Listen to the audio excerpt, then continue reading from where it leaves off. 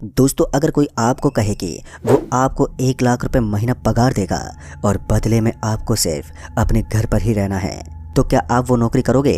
खैर, आपका तो पता नहीं, पर मुझे एक ऐसा ही ऑफर मिला था और मैंने बिना देरी किए हाँ बोल दिया। और उसके बाद जो हुआ ये जानकर आपकी रूह तक कांप जाएगी। साल 2008 28 जून की शाम को जब दिन की 300 की मजदूरी करके मैं घर लौटा तो घर पर विजेंद्र काका आए हुए थे। हालचाल के बाद विजेंद्र काका ने कहा, मेरे यहाँ बहुत अच्छी नौकरी निकली है, अगर तू कहे तो मालिक से तेरी बात चला लूँ।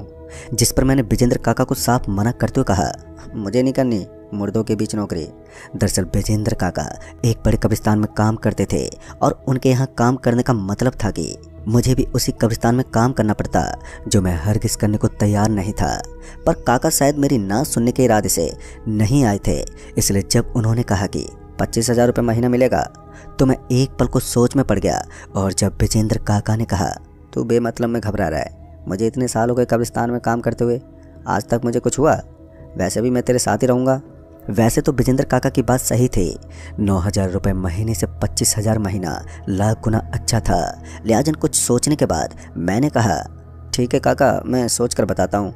जिस पर विजेंद्र काका बोले, इसमें सोचने वाली कौन सी बात है, तो अभी चल, अभी सब कुछ फाइनल कर लेते हैं, इससे पहले ये नौकरी हाथ से निकल जाए। और ये बोलकर काका उसी वक्त अपने साथ लेकर चल दिए। और जब मालिक के घर पहुंचे तो काका ने मालिक से बात करते हुए कहा, यही है मालिक जिसकी मैं बात कर रहा था। मालिक ने मुझे देखते ही बोला, तुम काम संभाल पाओगे, कहीं डर कर भाग तो नहीं जाओगे? इस पर अभी मैं कुछ बोलता कि विजेंद्र काका बोले, अरे मालिक कैसी बात कर रहे हैं, जब इतने सालों से इसका काका नहीं डरा तो ये क्या डरेगा? जिस पर मालिक थोड़ा मुस्कुराते हुए बोले, अच्छी बात है, फिर तो आप इसे सारा काम समझा दें और फिर मैं कल सुबह ही आप दोनों से मिलता हूँ। ये बोलकर मालिक चले गए और मैं विजेंद्र काका के साथ वापस घर लौट आया। विजेंद्र काका मुझे घर छोड़ने के बाद वो अपने काम के लिए निकल गए। साथ ही ये बोल कर गए कि सुबह 10 बजे से पहले पहले कब्रिस्तान पहुँच जाना। फिर अगले ही सुबह मैं 9 बजे के करीब विजेंद्र काका के 33 एकड़ में फैले कब्रिस्तान में पहुंचा। विजेंद्र काका से मिलने के बाद काका ने मुझे वहां का सारा काम समझा दिया। साथ ही ये साफ कर दिया कि हफ्ते के 7 दिन काम पर आना पड़ेगा, मतलब कि कोई छुट्टी नहीं थी। पर टाइम ठीक था, सुबह 9 बजे से शाम के 5 बजे तक का। सब कुछ तय होने के बाद मैंने काम शुरू कर दिया। शुरू में थोड़ा बहुत डर लगा, पर धीरे धीरे सब कुछ नॉर्मल होता गया। और जब 1 महीना पूरा हुआ तो मैंने अपनी लाइफ में पहली बार एक साथ 25,000 रुपये देखे। उस रोज़ मैं वो पैसे पाकर इतना ज़्यादा खुश था कि मेरी आंखों से आंसू निकल आए थे।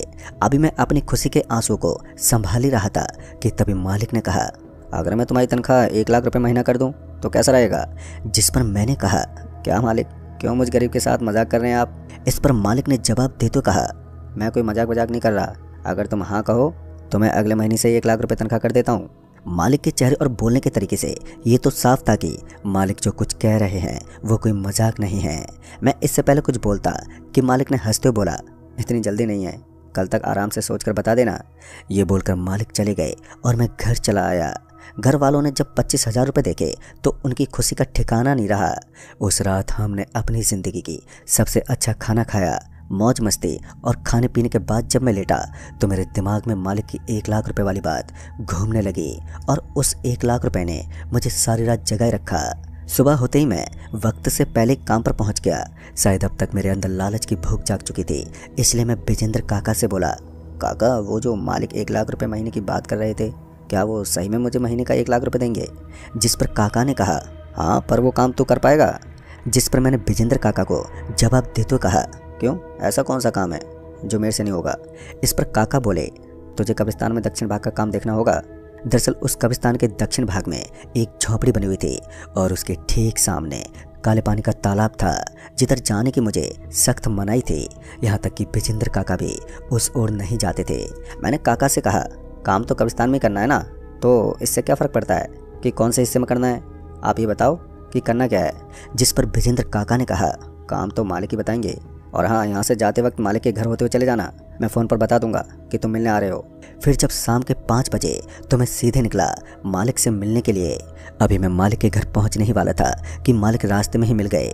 मालिक ने मुझे देखते ही अपनी काली स्कॉर्पियो रोकी और मुझे गाड़ी में बैठने को कहा। गाड़ी में बैठने के बाद मालिक ने कहा, मुझे विजेंद्र जी ने बताया कि तुम वो 1 लाख रुपए वाली नौकरी करना चाहते हो। जिस पर मैंने मालिक को अपना सर हाँ में हिलाकर जवाब दिया। मेरा जवाब जानते ही मालिक मेरे कंधे पर हाथ रखते बोले, मुझे पहले से पता था कि तुम अपने काका विजेंद्र की तरह ही निडर हो और मुझे पूरा यकीन है कि तुम ये काम बड़ी ही आसानी से कर लोगे। फिर जब इस पर मैंने मालिक से पूछा, क्या काम करना है मालिक, तो मालिक ने कहा, तुमने कब्रिस्तान का दक्षिण भाग तो देखा ही होगा जहाँ वो झोपड़ी बनी हुई है और उसके सामने वो काले पानी वाला तालाब। जिस पर मैंने कहा, हाँ मालिक देखा तो है, पर उधर जाने की तो मनाही है ना। जिस पर मालिक बोले, हाँ पर अब तुम्हारे लिए नहीं रहेगी क्योंकि अब तुम्हें उधर ही काम करना है। फिर जब मालिक ने मुझे बताया कि मुझे कब्रिस्तान के उस दक्षिण वाले भाग में क्या करना है तो मेरे पसीने छूटने लगे। दरअसल मालिक ने बताया कि हर रात ठीक 12 बजे के बाद मुझे उस कब्रिस्तान के दक्षिण भाग में जाना है जहां उस काले पानी वाले तालाब के सामने एक भरा हुआ लोटा मिलेगा और उस लोटे को लेकर उस झोपड़ी के अंदर जाना है जहाँ पर एक मुर्दा लेटा मिलेगा। उसे उस लोटे वाला पानी पिलाकर उसके कान में कहना है, सोते रहो। ये बोलकर वापस पीछे बिना पलटे ही उसी काले तालाब के पास आना है और उस लोटे को उस तालाब में फेंककर बिना पीछे पलटे ही सीधे घर चले जाना है। जाहिर सी बात थी कि ये काम जितना सुनने में भयानक डरावना लग रहा था उससे कहीं ज़्यादा डर इस काम को अंजाम देने में लगता। अभी मेरे पसीने छूट ही रहे थे कि मालिक ने 1 लाख की नोटों की गड्डी मेरे हाथ में थमाते हुए कहा, यह काम सिर्फ तुम्हें 3 महीने ही करना है, उसके बाद तुम्हारी छुट्टी हो जाएगी, पर 1 लाख रुपए महीना तुम्हें पूरी ज़िंदगी बैठे बैठे मिलते रहेंगे। उस वक्त मैं मालिक को कुछ कह नहीं पाया और वो 1 लाख रुपए लेकर घर पर चला आया। पर आज 1 लाख रुपए पाकर भी मुझे उतनी खुशी नहीं हो रही थी जितनी कल 25,000 पाकर हुई थी। जहां मेरे मन में अभी भी मालिक की बात घूमे जा रही थी तो वहीं 1 लाख रुपए पाकर मेरे घर वाले बड़े बड़े सपने देखने लगे। खैर मैंने अपने नए काम के बारे में अपने परिवार वालों को बताना ठीक नहीं समझा और अगली सुबह पहले की ही तरह मैं उसी वक्त पर काम पर निकल गया। पर जाते जाते मैं ये बोल गया कि आज से मेरा काम काफ़ी बढ़ गया है जिस वजह से मुझे आते आते काफ़ी देर हो जाएगी, तो चिंता ना करें। घर से निकलने के बाद मैं पहुंचा विजेंद्र काका के पास। विजेंद्र काका से मिलने के बाद मैंने काका को सब कुछ बता दिया।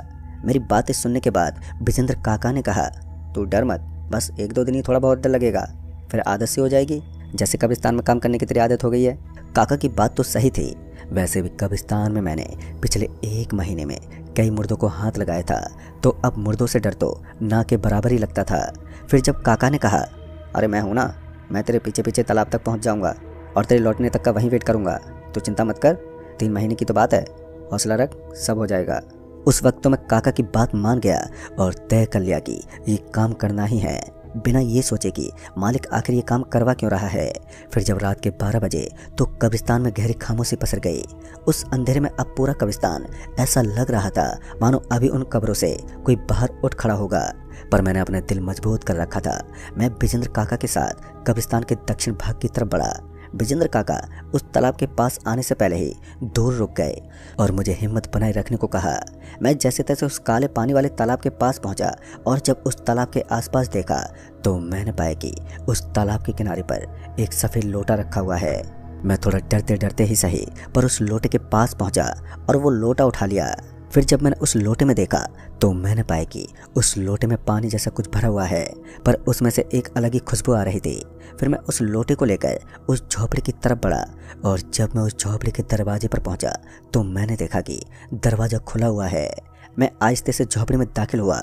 उस झोपड़ी में दाखिल होते ही मेरी नज़र झोपड़ी के बीचों बीच लेटे एक मुर्दे पर पड़ी, जिसे देखकर ऐसा लग रहा था कि उसकी मौत सालों पहले हुई हो।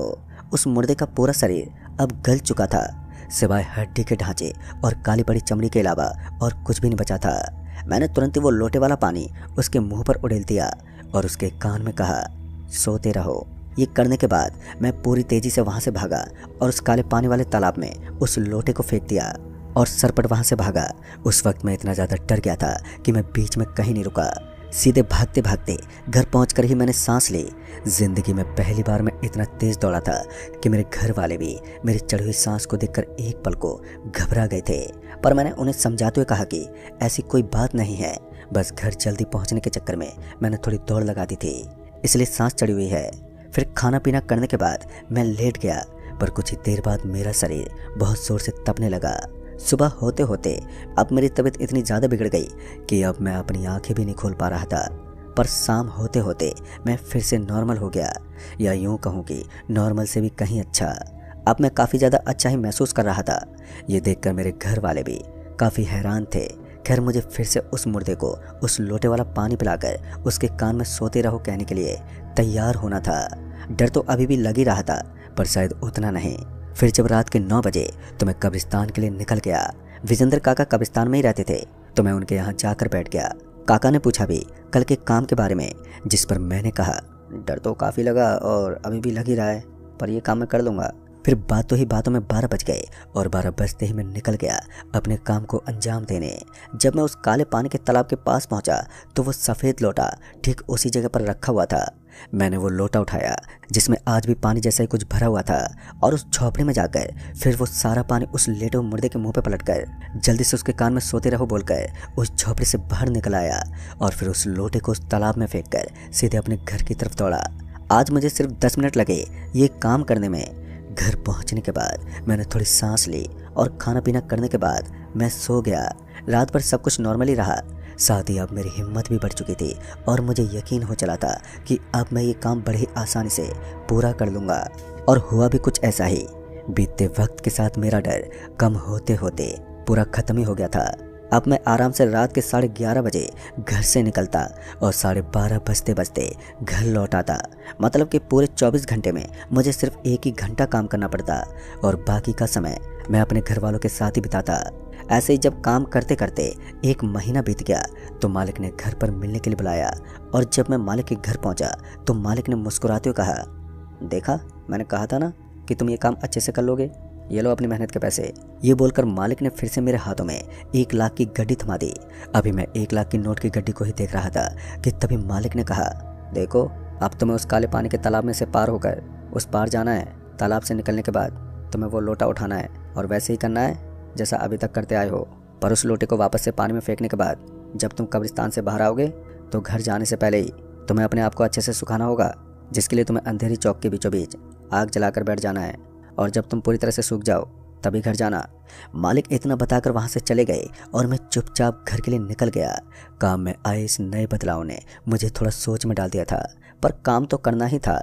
लिहाजा कुछ सोचने के बाद मैं घर जाने की जगह सीधे पहुंचा कब्रिस्तान विजेंद्र काका के पास और उन्हें काम में आए नई तब्दीली के बारे में बताते हुए कहा, काका अब क्या करूं तुम ही बताओ। इस पर विजेंद्र काका बोले, तू किसी बात की फिक्र मत कर, मैं तेरे लौटने से पहले ही अंधेरी चौक पर आग जलाकर तैयार रखूंगा, और जब तक तू वहाँ रहेगा मैं भी तेरे साथ रहूँगा। विजेंद्र काका की इस बात से मुझे थोड़ा हौसला मिला, और जब रात के 12 बजे तो मैं पहुँचा उस काले पानी के तालाब के पास जिसे आज पार करके जाना था। पता नहीं क्यों उस काले गंदे पानी को देखकर मुझे बहुत डर लग रहा था। कुछ देर सोचने के बाद मैंने मन ही मन भगवान का नाम लिया और उस तालाब में अपने पैर बढ़ा दिए। उस तालाब में पैर डालते ही किसी ने मेरा पैर पकड़ा और अंदर की तरफ खींच लिया। पलक झपकते ही मैं उस तालाब की तली में जा पहुंचा जहां मुझे कुछ दिखाई नहीं दे रहा था, साथ ही मेरा दम भी घुटने लगा। अभी मैं छटपटाते हुए उस तालाब से बाहर निकलने की कोशिश ही कर रहा था कि तभी मैं एकदम से उस तालाब के बाहर आ गया। तालाब से बाहर आने के बाद अब मेरी हिम्मत नहीं हो रही थी कि अपना एक भी कदम आगे बढ़ाऊं, और फिर जब मेरी नज़र तालाब के किनारे रखे उस लोटे पर पड़ी जो सफ़ेद रंग की जगह अब काला था, तो मेरा दिल और भी घबरा गया। पर अब जब इतना सब हो ही चुका था तो थोड़ा और ही सही। मैंने एक लंबी और गहरी सांस ली और वो काला लोटा उठाया। उस काले लोटे में कुछ लाल जैसा पानी भरा था जिसमें से बहुत ही बुरी गंध आ रही थी। मैं बिना अपना टाइम गवाए वो काला लोटा लेकर उस मुर्दे की झोपड़ी में दाखिल हुआ, और जैसे मैंने उस लोटे को उसके मुंह पर उड़ेला तो वैसे उस मुर्दे ने अपना मुंह खोल दिया। ये देखते ही मेरे जोरों की चीख निकल गई और मेरे हाथ से वो लोटा छूटकर नीचे गिर पड़ा। लोटे के नीचे गिरते ही वो लेटा हुआ मुर्दा कराहने लगा और वहीं मैं डर से कपकपाने लगा। उस मुर्दे को देखकर ऐसा लग रहा था कि वो गहरी नींद से जाग रहा है। मैंने तुरंत ही उसके कान में कहा, सोते रहो। ये बोलते ही वो मुर्दा पहले की तरह खामोश हो गया, और उस मुर्दे के शांत होते ही मैंने वो लोटा उठाया और उस मुर्दे की झोपड़ी से बाहर निकला और उस तालाब में वो लोटा फेंकते हुए अंधेरी चौक की तरफ भागा। और जब मैं अंधेरी चौक पर पहुंचा तो काका ने कहे अनुसार आग की धुनी लगाकर रखी थी। विजेंद्र काका मुझे देखते ही समझ गए कि मैं उस काम के लिए मना करने वाला हूँ, और जब मैंने विजेंद्र काका को ये सारी बात बताई तो उनकी भी सांसें थम गई। काका ने कहा, अभी पहले अपने गीले शरीर को सही से सुखा ले, फिर कल मालिक से इस बारे में बात कर लेना। फिर तकरीबन रात के 3 बजे तक विजेंद्र काका और मैं वहीं अंधेरी चौक पर उस जलती हुई आग के सामने बैठे रहे। और जब मैं घर पहुंचा तो घर वाले भी पूछने लगे कि आज इतनी देर कैसे हो गई, पर उस वक्त मैं किसी भी सवाल का जवाब देने की स्थिति में नहीं था, लिहाजा मैं चुपचाप जाकर लेट गया। अभी मेरी आंखें लगी थी कि मुझे ऐसा लगा कि मैं उसी काले तालाब के अंदर लेटा हुआ हूँ और मेरे साथ इस तालाब में और भी लोग लेटे हुए हैं। अभी मैं ये सब देख ही रहा था कि तभी विजेंद्र काका ने आवाज़ देते हुए कहा, अरे उठ, मालिक से बात करने नहीं जाना है। विजेंद्र काका की आवाज़ सुनकर जब मेरी आंख खुली तो एहसास हुआ कि मैं सपना देख रहा था। फिर मैं काका के कहने पर फटाफट तैयार हुआ और विजेंद्र काका के साथ मालिक के घर पर पहुंचा। फिर जब मालिक को कल रात की बात बताते हुए मैंने कहा, मालिक अब मुझसे ये काम नहीं हो पाएगा, तो मालिक ने पहले मुझे समझाते हुए कहा, चिंता मत करो, बस थोड़ी और हिम्मत रखो, मुझे पूरा यकीन है तुम ये काम कर लोगे।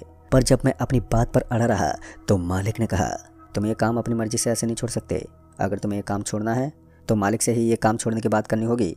मालिक की ये बात सुनकर मैं और विजेंद्र काका एक दूसरे का मुंह देखने लगे और फिर जब मैंने कहा, मालिक तो आप ही हैं ना, तो इस पर मालिक ने जो कहा वो सुनकर तो मैं उसी वक्त आधा मर गया।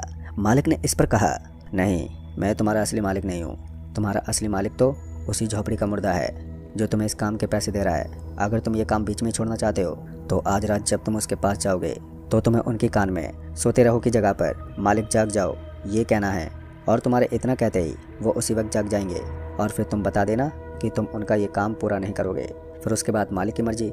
ये बोलकर मालिक चले गए और अपना सिर पकड़कर मैं वहीं पर बैठा रहा। फिर जब विजेंद्र काका ने मेरा हाथ पकड़कर उठाया तो मैं उठा और उनके साथ घर लौटा। अब मुझे ये समझ में नहीं आ रहा था कि मैं ये काम जारी रखूं या फिर बंद कर दूं। एक मन तो ये कह रहा था कि उस मुर्दे के पास जाना ही क्यों मरने के लिए, चुपचाप से किसी दूसरे गांव चले जाते हैं, और डर के मारे मैंने यही फैसला किया। दिन का सूरज ढल चुका था। मैंने घर वालों को सामान समेटने के लिए बताते हुए कहा कि मेरा तबादला बाहर गांव कर दिया गया है और सुबह होते ही निकल चलेंगे। घर वाले काफ़ी खुश थे कि अब वो किसी आलीशान घर में रहने वाले हैं, जिस वजह से उन्होंने खुशी खुशी सामान बांधना चालू कर दिया। पर जब रात के 1 बजे तो अचानक ही मेरे पूरे परिवार की तबीयत बिगड़ गई। सभी घर वाले खून की उल्टियाँ करने लगे। ये देखकर मैं समझ गया कि मैंने बहुत बड़ी गलती कर दी है। मैं फौरन कब्रिस्तान की ओर भागा और कब्रिस्तान में पहुंचते ही मैंने विजेंद्र काका को आवाज़ देते हुए कहा, काका काका, बहुत ही बड़ी गलती हो गई मेरे से, मेरा पूरा परिवार मरने पर है। मुझे रोता बिलखता देख विजेंद्र काका ने कहा, अभी रोने धोने का वक्त नहीं है, अभी अपना जी खड़ा कर और जाकर मुर्दे से बोल दे कि तू ये काम नहीं करेगा, फिर जो होगा ऊपर वाला देख लेगा, और मैं जाकर अंधेरी चौक पर आग जलाकर रखता हूँ। विजेंद्र काका ये बोलकर अंधेरी चौक के लिए निकल गए और जब मैं उस काले पानी वाले तालाब के पास पहुंचा तो मैंने देखा कि उस तालाब के अंदर बहुत सी लाशें तैर रही हैं। उन लाशों को उस तालाब में तैरता देख मेरे कदम कुछ देर के लिए थमे ज़रूर, पर रुके नहीं, क्योंकि अब मेरे परिवार का मामला था। मैं तुरंत उस तालाब में कूद गया और उस तालाब में कूदते ही फिर से किसी ने मेरा पाँव पकड़ा और तालाब के नीचे खींच लिया। देखते ही देखते मेरी सांसें उखड़ने लगी और जब मुझे ऐसा लगने लगा कि मेरे साथ मेरे घर वालों का भी किस्सा ख़त्म, तभी अचानक ही मैं उस तालाब से अपने आप बाहर निकल आया। उस तालाब से बाहर आने के बाद मैंने उस काले लोटे को उठाया और उस मुर्दे की झोपड़ी में दाखिल हुआ, और जैसे ही मैंने वो लोटा उसके मुंह पर उड़ेला, उस मुर्दे ने फिर अपना मुंह खोल दिया। फिर लोटे को उड़ेलने के बाद जब मैंने उसके कान में कहा, मालिक जाग जाओ, तो मेरे इतना कहते ही उस मुर्दे ने अपनी आंख खोल दी और एक झटके से मेरी गर्दन दबोच ली, जिस वजह से मैं आगे कुछ बोल नहीं पाया। और जब उसने मुझे नीचे ज़मीन पर पटका तो एकदम से मेरी आंखों के आगे अंधेरा छा गया, पर मैं अभी भी होश में था। उस समय मुझे मेरे दिमाग में एक ही बात घूम रही थी, जो मैंने चीखते हुए उस जिंदा मुर्दे को कहा, मैं ये काम छोड़ रहा हूँ, अब मुझे ये काम नहीं करना। मेरे इतना कहते ही वहाँ पर एकदम से खामोशी छा गई और जब मुझे दिखाई देने लगा तो मैंने देखा कि वो मुर्दा चुपचाप लेटा हुआ है और वो काला लोटा भी टूटा पड़ा था। फिर मैं वहाँ से उठा और उस मुर्दे की झोपड़ी से बाहर आया। फिर जब मैं उस काले पानी के तालाब के पास पहुंचा तो मैंने देखा कि अब उस तालाब में अब उस काले पानी की जगह बहुत से लोगों की लाशों का ढेर है। मैं वहाँ से भागते हुए अंधेरी चौक पहुंचा, जहाँ विजेंद्र काका आग जलाकर मेरा इंतजार कर रहे थे। विजेंद्र काका ने मुझे देखते ही कहा, तू ठीक तो है ना? जिस पर मैंने जवाब देते हुए कहा, मैं तो ठीक हूँ काका, बस घर पर सब ठीक हो। फिर उस आग में अपना गीला बदन सुखाने के बाद जब मैं विजेंद्र काका के साथ घर पहुंचा तो मैंने पाया कि मेरा पूरा परिवार खत्म हो चुका है। मेरे सारे घर वाले मर चुके थे। मैंने तो सिर्फ अपने घर वालों को खुशियां देनी चाहिए थी, पर मेरे लालच ने उन्हें मौत दे दी, जिसका दुख मुझे पूरी उम्र रहेगा। इस भयानक हादसे के बाद मैंने वो गाँव हमेशा के लिए छोड़ दिया और विजेंद्र काका ने भी वो कब्रिस्तान की नौकरी छोड़ दी। पता नहीं उस कब्रिस्तान के मालिक ने मेरे साथ ऐसा क्यों किया और वो मुर्दा कौन है, अगर मैंने 3 महीने वाली शर्त पूरी कर दी होती तो क्या होता? ये सब सवाल मुझे आज भी रातों को सोने नहीं देते। दोस्तों, सुनने में आया है कि उस कब्रिस्तान का मालिक आज भी 1 लाख रुपए का लालच देकर लोगों को उस नौकरी के लिए ढूंढ रहा है जो उसका ये अधूरा काम पूरा कर सके। दोस्तों, उस शाम जब काम से छुट्टी हुई तो हमेशा की तरह मैं निक्कू भैया की चाय की दुकान पर बैठ गया। अभी मैं चाय पी ही रहा था कि मेरी नज़र मनोज भाई पर पड़ी। वैसे तो मेरी कभी मनोज भाई से दुआ सलाम नहीं हुआ था, पर पता नहीं क्यों मैं जब भी उन्हें देखता तो वो हमेशा उदासी नजर आते, मानो उन्हें कोई बात अंदर से खाई जा रही हो। मनोज भाई किसी से बात भी नहीं करते थे, जिस वजह से मैं भी चाहकर भी बात नहीं कर पाया। अभी मैं मनोज भाई की तरफ ही देख रहा था कि तभी मनोज भाई अचानक चाय पीते पीते नीचे गिर पड़े। मैं फौरन ही उठा और मनोज भाई को सहारा देते उठाया। अभी मैंने मनोज भाई को उठाया ही था कि मैंने नोटिस किया कि मनोज भाई बेसुध हैं, जिस वजह से मैं और निक्कू भैया मनोज भाई को वहीं के नज़दीकी दवाखाना ले गए। डॉक्टर ने मनोज भाई को देखते ही कह दिया कि ये तो बहुत कमज़ोर हैं, पानी चढ़ाना होगा। मनोज भैया के होश में आते ही उन्हें पानी चढ़ना शुरू हुआ। उस रात मनोज भाई को तकरीबन 3 बोतल पानी चढ़ा। फिर मैं मनोज भाई को अपने साथ ले आया। वैसे तो मनोज भाई मेरे साथ आने को तैयार नहीं थे, पर मेरी जिद के आगे उनकी एक ना चली और मनोज भाई को मेरे साथ आना ही पड़ा। फिर अगले कुछ दिन मनोज भाई मेरे साथ ही रहे और इस दौरान हम दोनों में काफ़ी अच्छी दोस्ती भी हो गई। पर अभी भी मनोज भाई हमेशा की तरह गुमसुम ही रहते थे। और जब एक शाम जब मैंने मनोज भाई से पूछा, आप हमेशा ऐसे गुमसुम क्यों रहते हो भैया? आखिर ऐसी कौन सी बात है जो हमेशा आपको घेरे रहती है? जिस पर मनोज भाई ने मेरी बात को टालने की कोशिश की, पर जब मैंने जोर दिया तो उन्होंने जो बताया वो सुनकर तो मेरी आंखों से आंसू बहने लगे। दरअसल उन्होंने बताया कि आज से तकरीबन 7 महीने पहले एक कब्रिस्तान के मालिक ने उन्हें 1 लाख रुपए महीने का झांसा देकर मनोज भाई को एक ऐसे काम के लिए राजी कर लिया जिसमें उन्हें कब्रिस्तान के दक्षिण हिस्से में बनी झोपड़ी में मनोज भाई को एक मुर्दे को पानी पिलाकर उसके कान में कहना था, सोते रहो। और जिस काम को मनोज भाई ने बीच में ही छोड़ दिया, जिसके चलते इसका खामियाजा मनोज भाई के घर वालों को अपनी जान देकर भुगतना पड़ा। और इसी के चलते मनोज भाई एक जिंदा लाश बन गए थे। मुझे मनोज भाई के लिए दुख तो बहुत हो रहा था, पर साथ ही मेरे दिमाग में उस कब्रिस्तान की 1 लाख वाली नौकरी की बात ने मेरे मन को घर कर लिया था। अब मुझे ये जानना था कि आखिर वो कब्रिस्तान के मालिक की क्या मंशा थे उस काम के पीछे, और वो मुर्दा कौन था जिसमें जान लौट रही थी। अभी मैं इन सब सवालों में उलझा ही हुआ था कि तभी मनोज भाई वहाँ से चले गए। मनोज भाई के जाने के बाद मैं ये सोचने लगा कि काश 1 लाख रुपए वाली नौकरी मेरी लग जाती तो मज़ा ही आ जाता। अगर मनोज भाई थोड़ा और हिम्मत दिखाते और किसी तरह 3 महीने पूरा कर लेते तो आज किसी राजा की ज़िंदगी बसर कर रहे होते। खैर, फिर जब मैं अगले दिन मनोज भाई से मिला तो मैंने बातों ही बातों में मनोज भाई से और उस कब्रिस्तान के मालिक के बारे में और जानकारी निकालने की कोशिश की, पर कुछ खास जानकारी हाथ नहीं लगी। पर मैंने कोशिश जारी रखी। मुझे जब भी मौका मिलता तो मैं बड़ी ही चालाकी से मनोज भाई से बातें निकालने की कोशिश करता, पर शायद मनोज भाई ने मेरे इरादों को भांप लिया था, जिस वजह से उनसे मतलब की जानकारी बीतते वक्त के साथ निकलवा पाना नामुमकिन सा हो गया।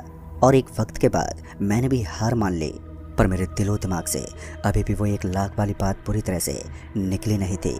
और एक रोज़ जब मैं संसा जा रहा था तो बस स्टॉप पर मेरी मुलाकात मनोज भाई से हुई, जिनके साथ कोई था। और जब थोड़ी बातचीत हुई तो पता चला कि वो दूसरा आदमी कोई और नहीं बल्कि मनोज भाई के विजेंद्र काका हैं, जिन्हें संसा से ट्रेन पकड़नी थी। और मैं भी अपनी बाइक से संसा ही जा रहा था, लिहाजा मैंने मनोज भाई से कहा, मनोज भाई मैं संसा ही जा रहा हूँ, आप कहो तो मैं काका जी को स्टेशन छोड़ देता हूँ। वैसे भी आज मौसम कुछ ठीक नहीं लग रहा है और बस का भी कुछ पता नहीं है कब तक आएगी। मेरी बात सुनने के बाद मनोज भाई ने कहा, ठीक है जुगल, तुम काका को स्टेशन छोड़ दो। और मनोज भाई के इतना कहते ही मैंने विजेंद्र काका को अपनी बाइक पर बैठाया और संसा स्टेशन की तरफ निकल पड़ा। पूरे रास्ते काका जी से बातचीत होती रही और जब काका जी अचानक ही भावुक हो उठे तो उनके मुंह से एक ऐसी बात निकल गई जिसे सुनकर मेरे कान खड़े हो गए। दरअसल जब काका जी ने कहा कि अगर मैंने उस रोज़ मनोज को अपने साथ कब्रिस्तान के उस काम में नहीं लगाया होता तो आज मनोज का परिवार जिंदा होता। मैं अपने मालिक के इरादे को भांप नहीं पाया और मनोज को तबाह कर बैठा। और जब इस पर मैंने काका जी से तफसील से सारा माजरा पूछा तो उन्होंने हर एक बात बता दी जो मैं जानना चाहता था। इसी बीच हम संसा स्टेशन भी पहुंच गए और मैंने उन्हें 7 बजे वाली ट्रेन से घर के लिए रवाना कर दिया। काका जी को छोड़ने के बाद अब मुझे उस कब्रिस्तान के मालिक तक पहुंचना था, जो कि रामनगर की कचहरी के पास बंगला नंबर 9 में रहता था। मुझे ये तो पता था कि उस कब्रिस्तान के मालिक से सीधे सीधे 1 लाख वाली नौकरी की बात नहीं कर सकते। मुझे कोई ना कोई तो तिगड़मबाजी लगानी ही पड़ेगी। और कुछ दिन अच्छे से सोच लेने के बाद मैं रामनगर शिफ्ट हो गया और उस कब्रिस्तान के मालिक पर नज़र रखने लगा। हफ्ता भर नज़र रखने के बाद मैंने नोटिस किया कि वो पूरे दिन में एक बार ही बंगले से बाहर निकलता है, वो भी अपनी काली स्कॉर्पियो में, जिसे उसका ड्राइवर अखिल चलाता है। फिर जब मैंने अखिल के बारे में पता लगाया तो मालूम चला कि वो हर रात 10 बजे ठेके पर दारू पीने जाता है। फिर क्या था, मैंने वहीं दारू के ठेके पर अखिल से धीरे धीरे दोस्ती कर ली। और जब एक दिन मैंने अखिल से कहा, भाई अखिल, मेरा काम छूट गया यार, अगर कोई काम हो तो बताना। जिस पर अखिल बोला, अरे बस इतनी सी बात, कल ही मैं अपने मालिक से बात करके तुम्हारी नौकरी पक्की करवाता हूँ। फिर अगले दिन मुझे अखिल का कॉल आया और उसने बताया कि उसने अपने मालिक से बात कर ली है और मुझे शाम को ऑफिस बुलाया है। ये जानते मैं बहुत ही ज़्यादा खुश हो गया। मेरा पहला दांव कामयाब रहा। फिर जब शाम को मैं अखिल के मालिक से मिलने उनके ऑफिस पहुंचा तो अखिल ने अपने मालिक से मिलवाते हुए कहा, ये जुगल है, मेरे गांव का दोस्त, मैंने इसी के बारे में आपसे बात की थी। जिस पर मालिक ने कहा, ठीक है, इसे जमील से मिलवा दो, वो देख लेगा। और ये बोलकर मालिक वहाँ से चले गए और वहीं अखिल मेरे को लेकर जमील के पास पहुँचा। फिर जमील से बात करने पर जमील ने कहा, अभी तो कोई काम नहीं है, पर मालिक ने कहा है तो कल से काम पर आ जाना। फिर जब मैंने तनख्वाह की बात की तो जमील ने कहा कि अभी तो फ़िलहाल के लिए 9,000 रुपये मिलेंगे, फिर जब काम तय हो जाएगा तो काम के हिसाब से तनख्वाह फिक्स कर देंगे। पैसों की बात करने के बाद मैं ऑफिस से निकला और घर पहुंचने के बाद मैं अगले दिन की तैयारी में जुट गया। फिर जब मैं सुबह ऑफिस पहुंचा तो सबसे पहले मैं जमील से मिला। जमील ने मेरे को देखते कहा, तुम आराम से बैठो, अगर कोई काम होगा तो मैं तुम्हें बता दूंगा। और ये बोलकर जमील चला गया और वहीं मैं ऑफिस के एक कोने में कुर्सी लगाकर चुपचाप से बैठ गया। पहले रोज़ तो मैं कुर्सी से ही चिपका रहा, हालांकि जमील ने बीच बीच में आकर हालचाल भी पूछा, पर कोई काम नहीं दिया। फिर शाम के तकरीबन 7 बजे जमील ने कहा, तुम्हारी छुट्टी हो गई है, अब घर जाओ, कल वक्त पर आ जाना। इसके बाद मैं घर चला आया और फिर यही सिलसिला चलता रहा। मैं रोज़ सुबह ऑफिस पहुंचकर उस कुर्सी पर बैठ जाता और फिर शाम के तकरीबन 7 बजे घर लौट आता। अब करीबन 1 महीना होने को चला था, पर मेरा प्लान पहले ही पड़ाव पर थमसा गया था। वैसे तो मैंने हर मुमकिन कोशिश की मालिक के नज़रों में आने की, पर मेरी दाल नहीं गली। अब मुझे ये समझ में नहीं आ रहा था कि अभी मैं और इंतज़ार करूं सही वक्त आने का या फिर वापस लौट जाऊं। इसी कसम में 1 महीना भी पूरा हो गया और मुझे पहली तनख्वाह जो कि 9,000 थी वो मिल गई। पर मैं तो 1 लाख महीने की सोच कर आया था, पर मेरे हाथ सिर्फ 9,000 ही लगे थे, जिससे मैं बहुत ही निराश हो चुका था। और जब दूसरा महीना भी ऐसे ही गुजर गया तो मेरी हिम्मत ने जवाब दे दिया और मैंने नौकरी छोड़ने का मन बना लिया। और जब मैं उस शाम ऑफिस से घर लौटा तो अपना बोरिया बिस्तर समेटकर अपने पुराने ठिकाने की तरफ निकल पड़ा। अभी मैं बस स्टॉप पर बैठा अपने बस के आने का वेट ही कर रहा था कि तभी जमील का फ़ोन आ गया। जमील ने फ़ोन पर कहा, जुगल, तुम मुझे अभी लाल चौक पर मिलो, कुछ ज़रूरी बात करनी है। जमील के ये कहते ही पता नहीं क्यों मेरी उम्मीद एक बार फिर से जाग गई और मैंने फ़ौरन ही जवाब देते हुए कहा, ठीक है जमील, मैं अभी लाल चौक पर पहुंचता हूं। मैंने फ़ौरन ही अपना सामान वहीं बस स्टैंड के ढाबे वाले के पास रखते हुए ढाबे वाले से बोला, भैया मैं कुछ देर के लिए अपना सामान छोड़ के जा रहा हूं, ज़रा ख्याल रखना। चूँकि ढाबे वाले से मेरी जान पहचान थी तो उसने मना नहीं किया और ढाबे पर सामान रखने के बाद मैं निकल पड़ा लाल चौक की तरफ जमील भाई से मिलने। फिर जब मैं लाल चौक पहुँचा तो जमील भाई पहले से वहाँ पर पहुँचे हुए थे। मेरे आते ही जमील भाई मुझे एक चाबी देते हुए बोले, ये मालिक के पुराने हवेली के तहखाने की चाबी है, तुम्हें उस तहखाने के संदूक से एक चमकीला पन्ना लेकर आना है, पर ध्यान रहे जिस दरवाजे से तुम उस तहखाने में दाखिल होगे उस दरवाजे से बाहर मत आना। और ये बोलकर जमील भाई ने मुझे उस हवेली तक पहुंचने का रास्ता बताया और फिर वो वहां से चले गए। जमील भाई के जाने के बाद मैं ये सोचने लगा कि अब ये भला कौन सा काम मिल गया। फिर कुछ सोचने के बाद मैं हवेली की तरफ निकल गया और जब मैं उस हवेली पर पहुंचा तो मैंने पाया कि वो हवेली जर्जर हालत में है। यहाँ तक कि उस हवेली की ऊपरी 2 मंजिलें ढह चुकी थी और जंगली पेड़ पौधों ने उस हवेली के ज़्यादातर हिस्सों को अपने कब्जे में कर चुकी थी। फिर जब मैं उस हवेली में दाखिल हुआ तो अंदर एक ऐसा रास्ता था जो हवेली के नीचे की तरफ जा रहा था। शायद ये रास्ता उस तहखाने की तरफ जा रहा था। फिर जब मैं उस रास्ते से होते हुए उस तहखाने तक पहुंचा तो मैं ये देखकर हैरान हो गया कि उस तहखाने में पहले से ही बहुत से लोग मौजूद हैं, जिनमें से काफ़ी लोग मुर्दों की तरह लेटे हुए थे और जो कुछ लोग जिंदा थे वो थोड़ा बहुत हिलडुल रहे थे। उनकी भी हालत कुछ खास ठीक नहीं थी। फिर जब मेरी नज़र वहाँ बिखरी चाबी पर पड़ी तो मैं थोड़ा सदमे में आ गया, क्योंकि जो चाबियाँ वहाँ बिखरी पड़ी थी ठीक वैसे ही एक चाबी मेरे पास भी थी। मतलब कि जमील ने ही इन सब लोगों को यहाँ पर भेजा था, पर इनमें से कोई वापस नहीं लौट पाया। अभी मैं उन सब लोगों को ही देख रहा था कि तभी मेरी नज़र उस बड़े से संदूक पर पड़ी जो हवा में तैर रही थी। और जब मैं उस संदूक के पास पहुंचा तो मैंने अपनी चाबी निकाली और उस संदूक को खोलने के लिए मैं वो चाबी उस संदूक पर लटके ताले में लगाने ही वाला था कि तभी वहाँ अधमरे लोगों में से एक ने मुझे इशारा करते हुए कहा, संदूक मत खोलो। उस आदमी का इशारा समझते ही मैं रुक गया और उस आदमी के करीब जाकर बोला, आपको जमील ने यहाँ पर भेजा था क्या? जिस पर उसने अपना सर हाँ में हिलाया और फिर कुछ देर के बाद बोला, संदूक खोलने से पहले यहाँ से बाहर निकलने का रास्ता खोज लो। एक बार संदूक खुला तो सिर्फ 3 मिनट तक ही तुम्हारा शरीर ठीक से काम करेगा, उसके बाद तुम्हारी हालत हम जैसी हो जाएगी। उस आदमी की बात सुनने और समझने के बाद मैंने सबसे पहले इस तय खाने से बाहर निकलने वाला रास्ता खोजने का फैसला किया। मुझे जमील की वो बात याद थी कि उस दरवाजे से बाहर नहीं जा सकते जिस दरवाजे से अंदर आए हैं, और इस तय खाने में भी कुछ ऐसा नहीं था जिससे बाहर निकला जा सके। सिर्फ और सिर्फ एक ही रास्ता था जिससे होते हुए मैं यहाँ तक पहुँचा था। मतलब कि इस तय खाने से तो नहीं, पर इस हवेली में कहीं वो रास्ता था जिससे बाहर निकला जा सकता था। मैं फौरन ही उस तय खाने से बाहर निकलकर हवेली के उस दरवाजे पर आया जिससे मैं इस हवेली में दाखिल हुआ था। हवेली में चारों तरफ नज़र दौड़ाने के बाद मैंने पाया कि वहाँ कोई दूसरा दरवाज़ा नहीं है और तो और ऊपरी मंजिल तक जाने वाली सीढ़ियाँ भी बुरी तरह से ढही हुई हैं। मतलब कि यहाँ से बाहर निकलने का कोई दूसरा रास्ता नहीं है। कुछ देर सोचने के बाद मेरा ध्यान उस इकलौते दरवाजे पर गया जिससे मैं अंदर आया था। मुझे लगा कि क्यों ना एक बार देख लूं कि आखिर इसी दरवाजे से जाने से क्या होता है, और ये सोचकर मैं उस दरवाजे से बाहर निकला। उस दरवाजे से बाहर आने पर मैंने पाया कि सब कुछ नॉर्मल ही है। मतलब कि जमील ने जानबूझकर इस दरवाजे से बाहर निकलने से मना किया था। ये समझते हैं कि यही बाहर जाने का रास्ता है। मैं फौरन ही उस तय खाने में पहुंचा जहां वो संदूक अभी भी हवा में तैर रहा था। वैसे तो मुझे घबराहट हो रही थी, पर मैं किसी तरह अपना जिगरा मजबूत किए हुए था, और जैसे ही मैंने उस संदूक पर लटके ताले को खोला तो वैसे ही संदूक धड़ाम से नीचे ज़मीन पर गिर पड़ा। संदूक के ज़मीन पर गिरते ही मुझे ऐसा लगा कि मेरे ऊपर कुछ बहुत ही भारी भरकम चीज़ आ पड़ी हो। अब मैं सही से खड़ा भी नहीं हो पा रहा था, और जब मैंने किसी तरह उस संदूक को खोला तो मैंने देखा कि वो संदूक अंदर से बहुत गहरी है, मानो वो कोई संदूक नहीं बल्कि कोई सुरंग हो। अभी मैं उस संदूक में झांक ही रहा था कि तभी मुझे एहसास हुआ कि मेरा पूरा बदन अब सुनने यानी बेजान पड़ने लगा है। अब जहाँ एक और मेरा शरीर धीरे धीरे साथ छोड़ रहा था तो वहीं मैं किसी तरह वहाँ से निकलने की कोशिश में लगा था। पर इससे पहले मैं वहाँ से निकल पाता कि अचानक ही वहाँ मुर्दा पड़े लोगों के शरीर में फिर से जान लौट आई। पर उनकी सफ़ेद पड़ी आंखों और मुंह से निकलते लार्वा से साफ था कि ये इंसान नहीं है। मैं अपने आप को ज़मीन पर घसीटते हुए थोड़ा आगे बढ़ा ही था कि उन सब मुर्दों ने मुझे दबोच लिया और मेरे को किसी पुतले की तरह ज़मीन पर खींचने लगे। कुछ देर में मेरी हालत इतनी बुरी हो गई कि अब मुझे दर्द का भी एहसास नहीं हो रहा था। भगवान की नेमत से मेरी सांस अभी भी चल रही थी, पर मुझे पता था कि अगले चंद मिनटों में मेरी सांसें भी मेरा साथ छोड़ जाएंगी कि तभी उन मुर्दों ने मुझे इतनी ज़ोर से उछाला कि मैं उस संदूक के पास जा गिरा। उस वक्त ना जाने मुझे क्या सूझा कि मैं उन मुर्दों से बचने के लिए उस संदूक में ही कूद गया। उस संदूक में कूदने के बाद जब मैं उस संदूक के तली पर गिरा तो मुझे एक ज़ोरदार झटका लगा, और उस ज़ोरदार झटके के साथ मेरी आंखें बंद हो गई।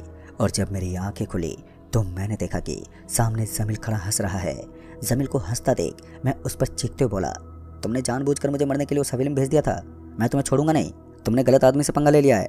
अभी मैं जमील पर बरस ही रहा था कि तभी मालिक वहाँ पर आ पहुँचे और मेरे सामने नोट से भरा हुआ बैग रखते हुए बोले, ये 10 लाख रुपए हैं, और हाँ, हमने जानबूझकर तुम्हें उस हवेली में भेजा था, पर तुमसे पहले भी हमने 762 लोगों को उस हवेली में भेजा था, पर उनमें से कोई नहीं लौटा।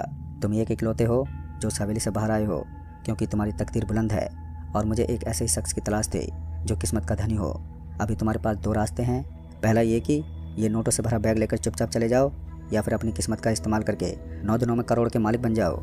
इतना बोलने के बाद मालिक वहाँ से चले गए, और मालिक के जाने के बाद जमील बोला, कोई भी फैसला लेने से पहले अच्छे से सोच लेना, क्योंकि जो काम अब तुम्हें मालिक देंगे वो इससे कहीं ज़्यादा खौफनाक और दर्दनाक होगा। यह बोलकर जमील भी वहाँ से चला गया, और मैं उस कमरे में बैठा सामने रखे पैसों को घूरने लगा और ये सोचने लगा कि क्या करूँ। फिर अगले दिन जमील आया तो मैंने जमील से कहा, जमील भाई मैं कुछ तय नहीं कर पा रहा हूँ। जिस पर जमील भाई ने कहा, ये पैसे लो और कुछ दिन अच्छे से खाओ पियो, और जब दिमाग सोचने के काबिल हो जाए तो फैसला ले लेना। जमील भाई के कहने पर मैं वहाँ से वो 10 लाख रुपए लेकर अपने गांव चला आया।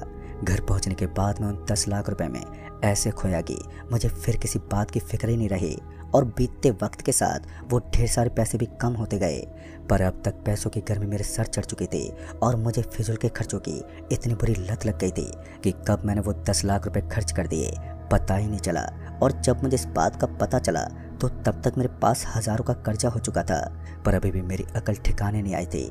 मैं इस खुशफहमी में था कि जब चाहूँ लाखों छाप सकता हूँ, और इसी तहस में आकर मैंने वो फैसला ले लिया जो मुझे नहीं लेना चाहिए था। मैं वापस से लौटा और जमील से जाकर मिला। जमील मेरे को देखते ही समझ गया कि मेरा फैसला क्या है, जिस वजह से उसने मुझे रात के 11 बजे ऑफिस मिलने के लिए बुलाया। और जब मैं ठीक 11 बजे ऑफिस पहुंचा तो मालिक ने देखते ही कहा, जुगल मुझे पता था कि तुम ज़रूर आओगे। फिर जब मालिक ने आगे उस 9 दिनों के काम के बारे में बताया तो मेरी रूह कांप उठी, क्योंकि मनोज भाई को जो कब्रिस्तान का काम मिला था अब वो काम एक दूसरे लेवल पर ही पहुंच गया था। सारे नियम और कायदे बदल चुके थे। मुझे अगले 9 दिनों तक मौत से दो हाथ करने थे, पर यह काम मेरे अकेले के बस का नहीं था। और जब मैंने ये बात मालिक से कही तो मालिक ने कहा, ठीक है, तुम अपने साथ 2 और बंदों को रख सकते हो, पर उन्हें कुछ भी हुआ तो उसके जिम्मेदार तुम खुद ही होगे। मालिक के हामी के बाद अब बारी थी ऐसे 2 बंदों को ढूंढने की जो मजबूत जिगरे वाले हों और इस काम में मेरा साथ दे सकें। कुछ दिनों के छानबीन के बाद मेरी मुलाकात किशोर जी से हुई, जो हॉस्पिटल पोस्टमार्टम विभाग में काम करता था। फिर जब बातों ही बातों में मैंने किशोर जी से अपने मतलब की बात की तो किशोर बिना सोचे ही काम करने को राजी हो गया और किशोरी एक और बंदे को ले आया। सारी तैयारी के बाद हम तीनों मालिक के पास पहुंचे, जहां से मालिक ने हम तीनों को अपनी काली स्कॉर्पियो से सिरोंची के वीरान पड़े एक कब्रिस्तान में भेज दिया। सिरोंची का ये कब्रिस्तान जन आबादी से कोसों दूर एकांत में था, जहां किसी तरह की कोई हलचल नहीं थी। हवा में घुली नमी एक अजीब सी ठंड का एहसास करा रही थी। खैर, इन सब बातों को दरकिनार करते हुए हम तीनों बढ़े उस कब्रिस्तान के दक्षिण भाग की तरफ, जहां वो मुर्दा हमारे इंतजार में सो रहा था और हमें भी अगले 9 दिन तक उस मुर्दे के साथ ही रहना था। बदले नियम कायदों के अनुसार अब 9 दिनों तक हमें उस मुर्दे के साथ उस झोंपड़ी में रहना था और हर रात ठीक 2 बजे उस मुर्दे को उस मर्तबान का खाना उसके सामने परोसना था, जिसे हमने उस झोंपड़ी की जमीन से 5 फीट खोद कर निकालना था। ऊपर से ये भी ध्यान रखना था कि उस मर्तबान के खाने की महक से बचे रहें, साथ ही उस खाने को भूल से भी हाथ न लगाएं। और जब वो मुर्दा खाने उठे तो उसी खोदे हुए गड्ढे में बिना कोई आवाज़ किए बैठे रहना है जब तक कि मुर्दा वापस से सो न जाए। और मुर्दे के सोने के बाद फिर से अगले मर्तबान के लिए 5 मिनट की खुदाई शुरू कर देना है। खैर, जब हम तीनों उस कब्रिस्तान के उस झोंपड़ी के पास पहुंचे तो हमें ये बात पता नहीं था कि हम तीनों ही इस झोंपड़ी से बाहर आएंगे या फिर हम में से कोई नहीं। और जब हम तीनों उस झोंपड़ी में दाखिल हुए तो सबसे पहले हमारी नज़र उस मुर्दे पर पड़ी, जो किसी जीते जागते इंसान की तरह एक कोने में बैठा हुआ था। एक पल को तो मुझे ऐसा लगा कि वो मुर्दा अभी बोल पड़ेगा। झोपड़ी के अंदर आने के फौरन बाद ही हम तीनों ने बिना वक्त जाया किए गड्ढा खोदने का काम शुरू किया। पहले तो हमें लगा कि हम 3 जने आधे से 1 घंटे में ही 5 फीट गड्ढा खोद डालेंगे, पर ज़मीन थोड़ी सख्त थी, जिस वजह से हम तीनों जल्दी ही थक के चूर हो गए। पर हमारे पास वक्त बहुत कम था, क्योंकि रात के 12:30 बज चुके थे और अभी तक हम तीनों मिलकर सिर्फ 3 फीट ज़मीन ही खोद पाए थे। मतलब कि उस पहले मर्तबान तक पहुंचने में अभी भी 2 फीट और खोदना बाकी था, वो भी 2 बजने से पहले। वक्त हमारे हाथ से निकलता जा रहा था और हम तीनों ने अपना पूरा दमखम खुदाई में झोंक रखा था। जब किशोर का फावड़ा किसी बेहद सख्त चीज़ से टकराया तो किशोर ने चीखते हुए कहा, जुगल भाई, मुर्दे का खाना मिल गया। फिर हम तीनों ने उस मर्तबान को बाहर निकाला।